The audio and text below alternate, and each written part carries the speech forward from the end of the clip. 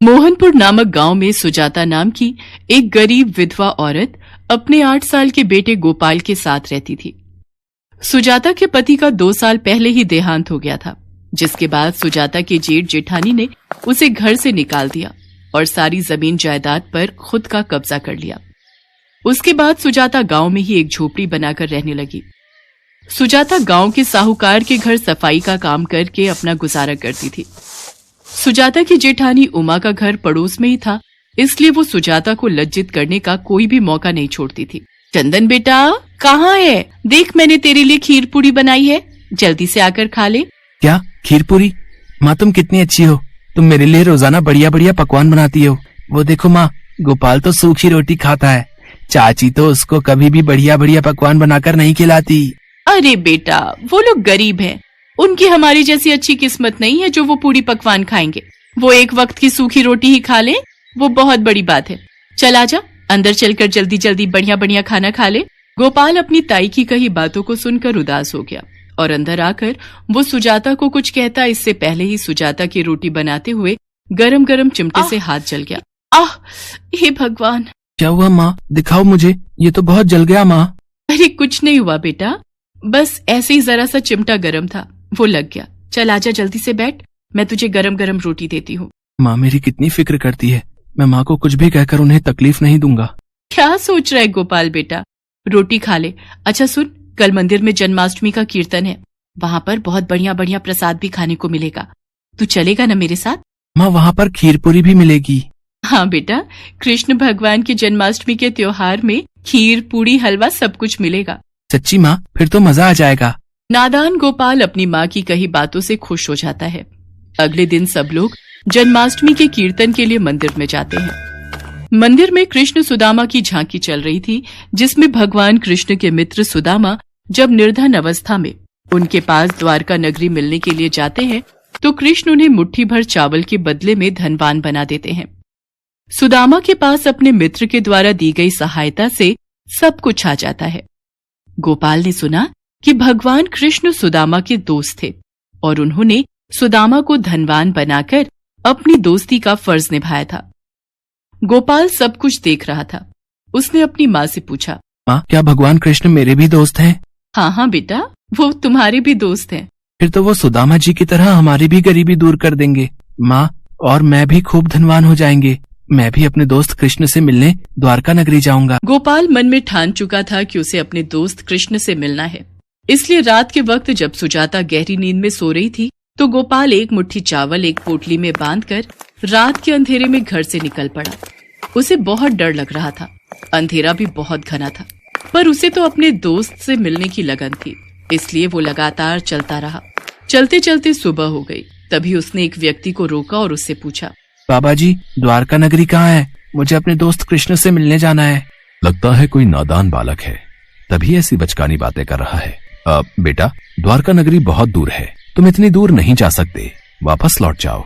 इतना कहकर वो व्यक्ति अपनी राह चल दिया, पर गोपाल तो अपने दोस्त से बिना मिले वापस जाने वाला ही नहीं था और आगे चल दिया। चलते चलते गोपाल बहुत थक गया था। उधर गोपाल को घर पर ना पाकर सुजाता का रो रो कर बुरा हाल था। वो आसपास में गांव भर में अपने बेटे को ढूंढ रही थी। यही होता है गरीब बच्चों का हाल, जब खाने को रोटी और पहनने को कपड़ा नहीं मिलेगा तो ऐसे बच्चे गलत राह पर चले जाते हैं और घर से भाग जाते हैं। हे भगवान, मेरा बच्चा कहाँ गया? उसकी रक्षा करना भगवान, वो ना जाने किस हाल में होगा। सुजाता अपने गोपाल के वापस लौटने के लिए भगवान से प्रार्थना करती है। उधर गोपाल चलते चलते बहुत थक गया था, इसलिए वो एक पेड़ के नीचे सो जाता है।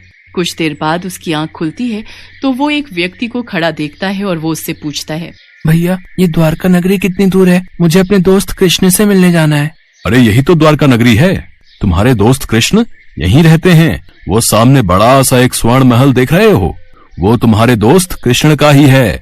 वो तो कब से तुम्हारी राह देख रहे हैं, उन्होंने मुझे तुम्हें बुलाने के लिए ही भेजा है। क्या सच में?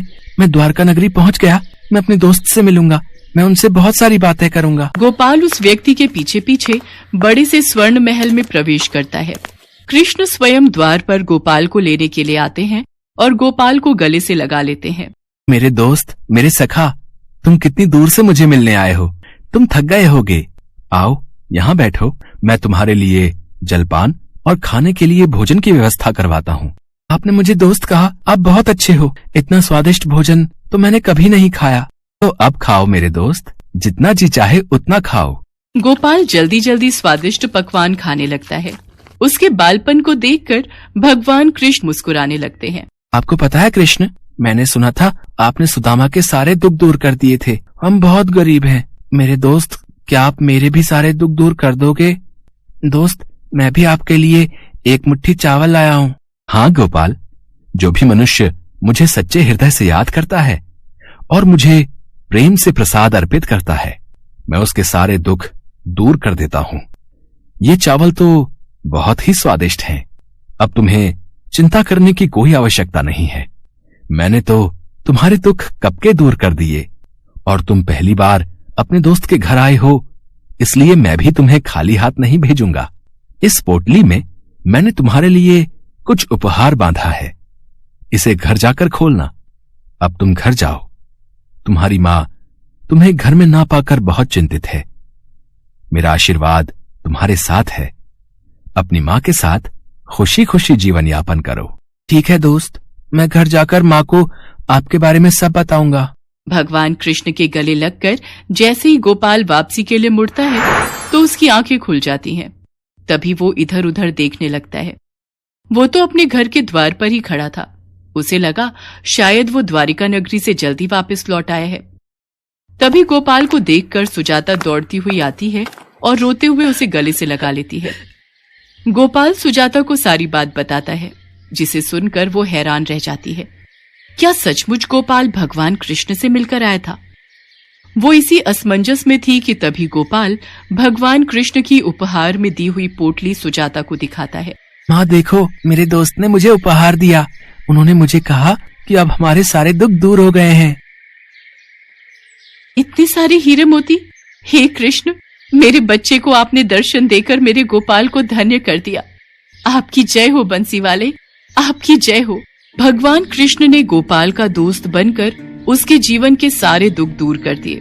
कहते हैं, जब भगवान पर मनुष्य का विश्वास अटल होता है तो भगवान भी अपने भक्त के जीवन को दुखों से दूर करके खुशियों से भर देते हैं।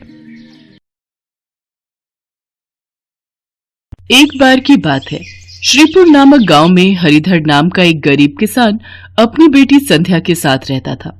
संध्या की मां नहीं थी। हरिधर ने ही अपनी बेटी संध्या का पालन पोषण किया था। संध्या अपने पिता की तरह रोजाना मंदिर जाकर पूजा पाठ किया करती थी और नियमानुसार प्रतिदिन पीपल पर जल चढ़ाने जाती थी। जिस पीपल के पेड़ पर वो जल चढ़ाती थी, उस पेड़ पर लक्ष्मी जी का वास था। एक दिन जब संध्या पीपल पर जल चढ़ाने गई तो उसने देखा लाल वस्त्र और आभूषण से सजी एक देवी वहां खड़ी है। संध्या उन्हें देखकर हैरान रह गई। उसने उनसे पूछा, आप कौन है? मैंने आपको पहले यहाँ कभी नहीं देखा। संध्या, मैं देवी लक्ष्मी हूँ। इस पीपल के पेड़ पर मेरा वास है। मैं देखती हूँ तुम रोजाना पीपल पर जल देती हो, पूजा करती हो। तुम बहुत ही गुणवती कन्या हो, इसलिए मैं तुम्हारी सहेली बनना चाहती हूँ। क्या सचमुच आप मेरी सहेली बनोगी? हाँ, क्यों? क्या तुम मुझे अपनी सहेली नहीं बनाओगी? नहीं नहीं, ऐसी बात नहीं है, पर मैं अपने पिता से बिना पूछे कोई काम नहीं करती। देवी लक्ष्मी, पहले मैं अपने पिता से पूछ कर आऊंगी। मैं उनकी आज्ञा लेकर आऊंगी। ये तो और अच्छी बात है। अपने माता पिता की आज्ञा से कार्य करना संतान का प्रथम कर्तव्य है। कल तुम अपने पिताजी से आज्ञा लेकर आना। माँ लक्ष्मी से मिलकर संध्या घर आ जाती है और घर आकर अपने पिता को सारी बात बताती है। क्या माँ लक्ष्मी ने स्वयं तुमसे ऐसा कहा? बिटिया, ये तो बहुत अच्छी बात है कि माँ लक्ष्मी तुम्हारी सहेली बनना चाहती हैं। तुम उन्हें हाँ कह दो बेटी। उनकी सहेली बनना तो तुम्हारे लिए बहुत ही सौभाग्य की बात है। अगले दिन पिता की आज्ञा पाकर संध्या ने माँ लक्ष्मी की सहेली बनना स्वीकार कर लिया। माँ लक्ष्मी और संध्या दोनों बहुत ही अच्छी सहेलियां बन गई थी। एक दिन लक्ष्मी जी संध्या को अपने घर ले गई। लक्ष्मी जी का निवास स्थान देखकर संध्या आश्चर्यचकित हो गई। लक्ष्मी जी, आपका घर तो बहुत ही सुंदर है। ये तो सभी धन धान्य से परिपूर्ण है। संध्या, यहाँ पर तुम्हें किसी भी चीज की कोई कमी नहीं होगी। जो खाना है वो खाओ। आज मेरी सहेली मेरे घर आई है तो मैं दिल खोलकर उसका स्वागत करूंगी। माँ लक्ष्मी ने संध्या की खूब खातिर की।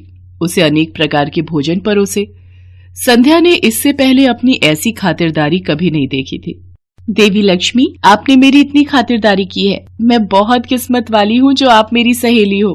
संध्या, मुझे ये देखकर बहुत प्रसन्नता हुई कि मेरी सहेली प्रसन्न है। संध्या, कल दीपावली का पावन त्योहार है, क्या तुम मुझे अपने घर नहीं बुलाओगी? मैं लक्ष्मी जी को अपने घर बुला तो लूं, पर मैं लक्ष्मी जी का अच्छे से स्वागत नहीं कर पाऊंगी। मेरे पास तो इतने पैसे भी नहीं है कि मैं इनके लिए कोई दीपावली पर पकवान बना सकूं, पर मैं इन्हें मना भी नहीं कर सकती। क्या हुआ संध्या, तुम किस सोच में पड़ गईं? लक्ष्मी जी, मैं बहुत गरीब हूँ, आपके स्वागत में मैं पूरी पकवान नहीं बना पाऊंगी। बस इतनी सी चिंता? अरे तुम मेरी सहेली हो और सहेलियों में अमीरी गरीबी का भाव नहीं बल्कि प्रेम भाव होता है। तुम मुझे जो भी सच्चे हृदय से खिलाओगी मुझे अति प्रसन्नता होगी। ठीक है लक्ष्मी जी, फिर कल दीपावली पर आप मेरे घर आ जाना। लक्ष्मी जी को दीपावली पर घर आने का न्योता देकर संध्या घर आती है, पर वो उदास हो जाती है कि वो देवी लक्ष्मी का स्वागत कैसे करेगी। पूरी पकवान न सही पर उसे कुछ तो बनाना ही चाहिए। संध्या को उदास देखकर हरिधर बोला, संध्या बेटी, तू चिंता मत कर, कल दीपावली का त्योहार है। लक्ष्मी जी ने स्वयं कल हमारे द्वार पर आने की इच्छा जताई है, तो तू सच्चे मन से अपनी सहेली का स्वागत कर। मिट्टी से चौका लगाकर साफ सफाई कर, 4 बत्ती के मुख वाला दिया जला और लक्ष्मी जी का नाम लेकर बैठ जा। पिताजी, क्या इससे लक्ष्मी जी खुश होंगी? पर घर में तो थोड़े से चावल और दाल ही रखी है, मैं तो उससे सिर्फ खिचड़ी ही तैयार कर पाऊंगी। पिताजी।